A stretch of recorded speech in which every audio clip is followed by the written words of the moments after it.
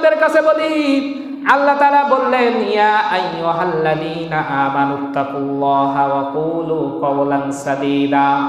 হে ঈমানদারগণ, ভালো করে মনোযোগ সহকারে শুনেন। সূরাতুল আহজাব ৭০ নম্বর আয়াতের ভিতর বলেছেন, একটু মনোযোগ সহকারে শুনেন যে আল্লাহ তাআলা সূরাতুল আহজাবের ৭০ নম্বর আয়াতের ভিতরে কি বললেন?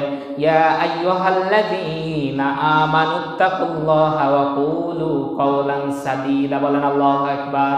বলতেছে হে ঈমানদারগণ, ইয়া আইয়ুহাল্লাযীনা আমানু, হে ঈমানদারগণ। কাদেরকে বলতেছে?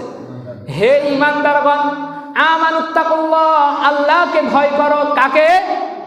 আল্লাহকে ভয় করো। অকুলু কাওলান সাদীদা, এবং সত্য কথা বলো। কি বলো? সত্য কথা বলো। এখন যদি আপনি ঈমানদার হতে পারেন তাহলে অবশ্যই আপনি সত্য কথা বলতেছেন। আপনি যদি ঈমানদার হতে পারেন তাহলে অবশ্যই আপনি আল্লাহকে ভয় করতেছেন।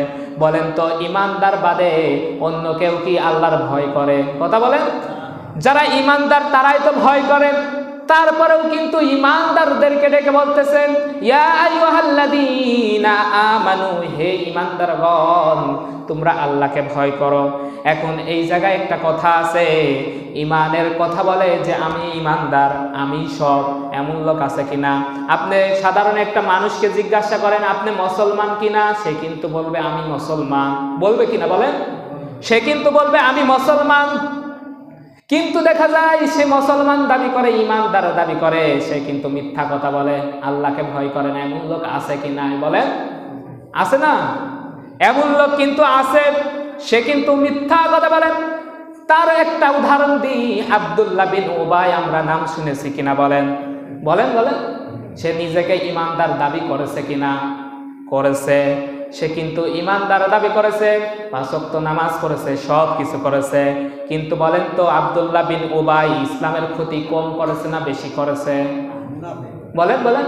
আব্দুল্লাহ বিন উবাই বেশি করেছে না কম ক্ষতি করেছে? বেশি ক্ষতি করেছে। এই জন্যই আল্লাহ তাআলা ডেকে বললেন ইয়া আইয়ুহাল্লাযীনা আমানুত্তাকুল্লাহ, হে ঈমানদারগণ, তোমরা আল্লাহকে ভয় করো। অকুলু কাওলান সাদীদা, এবং সত্য কথা বলো। আপনি যদি ভয় করেন আল্লাহকে আর যদি সত্য কথা বলেন তাহলে কি লাভ? তারপরের আয়াতে আল্লাহ তাআলা বলতেছেন ইউসলিহ লাকুম আমালাকুম ওয়া ইয়াগফির লাকুম যুনুবাকুম ওয়া মান ইউতিল্লাহা রাসূলাহু ফাকাদ ফাযা ফাওজান আযীমা। বলেন আল্লাহু আকবার। কেউ যদি সত্য কথা বলেন, কেউ যদি আল্লাহকে ভয় করে, কেউ যদি সঠিকভাবে ঈমান আনে, আল্লাহ বলতেছেন তার যত আমলে ভুল আছে সব ভুল আল্লাহ সমাধান করে দেবে, সংশোধন করে দেবে, সব মাফ করে দেবে। বলেন সুবহানাল্লাহ। বিশাল কথা। আপনি যে নামাজ পড়তে এসেছেন, এই নামাজের মধ্যে ভুল আছে কি নাই আপনি কি শিওর বলতে পারবেন যে আমার নামাজটা সঠিক আছে, আমার নামাজে কোনো ভুল হয় নাই? বলতে পারবেন? ইবাদতের মধ্যে ভুল হয় কিনা? পারা জিনিসও কিন্তু ভুল হয়। তে আল্লাহ তাআলা বললেন তোমরা যদি সত্য কথা বলো আর আল্লাহকে যদি ভয় করো তাহলে আল্লাহ তাআলা তোমাদের আমলগুলো সংশোধন করে দেবে। শুধু তাই নয়, আল্লাহ তাআলা তোমাদের জীবনের গুনাহ খাতা মাফ করে দেবে। বলেন সুবহানাল্লাহ। তারপর আল্লাহ তাআলা বলতেছেন ওয়া মান ইউতিল্লাহা রাসূলাহু ফাকাদ ফাযা ফাওজান আযীমা। বলেন আল্লাহু আকবার। আল্লাহ তাআলা বলতেছে এবার আল্লাহর আনুগত্য করো এবং রাসূলের আনুগত্য করো, তাহলে তোমরাই সফল কাম হবে। বলেন সুবহানাল্লাহ। তোমরাই সফলতা অর্জন করতে পারবে। এখন সফলতার গল্প শুনতে গেলেই তো আমরা শুনি যে আমরা যদি বলি সফল কাম কোন ব্যক্তি, তাহলে আমরা বলা শুরু করে দিই যার বাড়ি আছে গাড়ি আছে সেই হচ্ছে সফল কাম, তাই তো? আমরা বিভিন্ন রকম উদাহরণ দিই, যে জায়গা আছে জমি আছে সব কিছু আছে সেই হচ্ছে সফল কাম। একটা বিষয় মনে করে রাখবেন, বাড়ি গাড়ি থাকলে আল্লাহ কিন্তু বাড়ি গাড়ি কিছুই দেখে না। দেখে?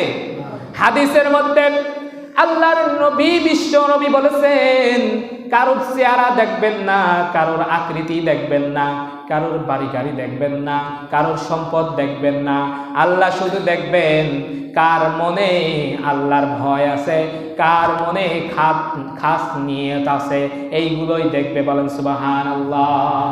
তাহলে একটা উদাহরণ দিন, এই দুনিয়াতে আমরা তাকে সফল কাম বলি, যার বাড়ি গাড়ি সব কিছু আছে সেই হচ্ছে সফল কাম আপনার কাছে মনে হয়। কিন্তু একটা উদাহরণ যে একজন কৃষক, তার কিন্তু বাড়ি গাড়ি নাই, সে জন দিয়ে খায়। একজন রিক্সা চালক, তার কোনো বাড়ি গাড়ি নাই, সে জন দিয়ে খায়। এখন তার ভিতরে আল্লাহর ভয় আছে, সে 5 ওয়াক্ত নামাজ পড়ে, রসুলের অনুসরণ করে, আল্লাহর বিধান মানে। আর একজনের বাড়ি গাড়ি সব কিছু আছে কিন্তু আল্লাহর আনুগত্য করে না, রসুলের আনুগত্য করে না। এখন বলেন তো আল্লাহর দিক থেকে কে হচ্ছে সফল কাম? বলেন কে? বলেন সেই ব্যক্তি হচ্ছে সফল কাম যার বাড়ি গাড়ি কোনো কিছুই নাই কিন্তু অন্তরে আল্লাহর ভয় আছে, আল্লাহর আনুগত্য করে, রসুলের আনুগত্য করে, সেই হচ্ছে সফল কাম। তাহলে আজকে যে বিষয়গুলো আমরা শুনলাম, যে বিষয়গুলো আল্লাহ তাআলা আমাদেরকে জানিয়ে দিয়েছে, এই হারাম কাজগুলো থেকে বিরত থাকতে হবে আর তওবা করতে হবে। কি করতে হবে? তওবা করতে হবে। যে প্রসঙ্গে এই আয়াতগুলো বললাম, আল্লাহ বলেছে ন্যায় সঙ্গত কথা বলো। এখন আপনার কাছে বলি, কেউ যদি ন্যায় সঙ্গত কথা বলে তাহলে সে কি গুনার কাজ করতে পারে? বলেন, গুনার কাজ করতে পারে? কখনো তার দ্বারাই গুনার কাজ হবে না। তার সামনে যদি একজনকে হত্যা করে, সে যদি সত্যবাদী হয়, সাক্ষী দেবে যে এই লোকটা হত্যা করেছে, দেবে কিনা?